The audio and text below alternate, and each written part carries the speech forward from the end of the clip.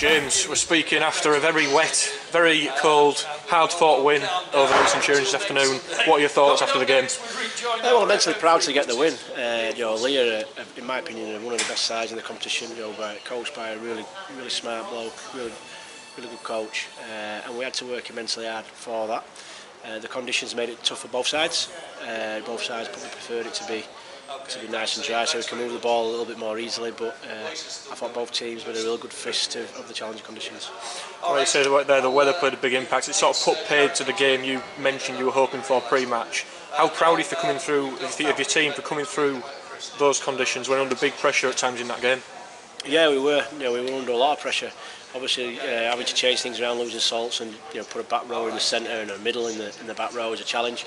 But I'm proud of how we dealt with that, mentally. Obviously, it didn't throw us, and we stuck to our systems and kept working hard for one another. And ultimately, that were enough to get us through. You mentioned there about Salter going off injured. What's the situation with Liam? He's got an hamstring pull, so we'll have a look. We'll see how it settles down, and we'll have a look at it on Tuesday.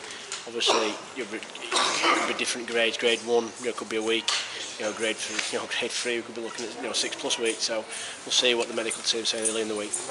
Okay. Fans were very noisy. From where I was sat anyway, they were very noisy. What sort of impact do you reckon they had on the game?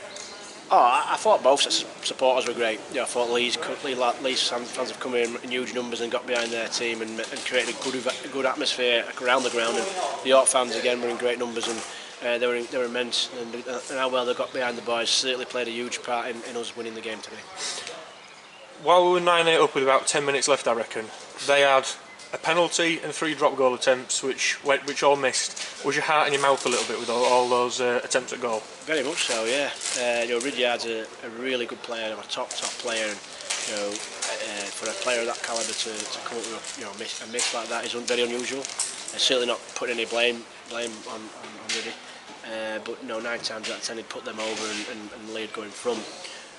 Obviously with 9 minutes to go, you're confident that you get another opportunity, but we were good enough and tough enough and hard working enough to hang on to a vital win. Let me just say, Leigh are a tremendous side. Probably the best side I've seen this season with the ball. They get shaped up and move it, and they'll take some beating, that's for sure. And after two good wins against Bradford and Leigh back to back, how hard is it going to be to sort of keep these players' feet on the ground looking forward? Because that's 4 wins on the trot now. Yeah, not at all. We're a very humble group. We know we've got a lot to improve, and we've got a lot of hard work in front of us.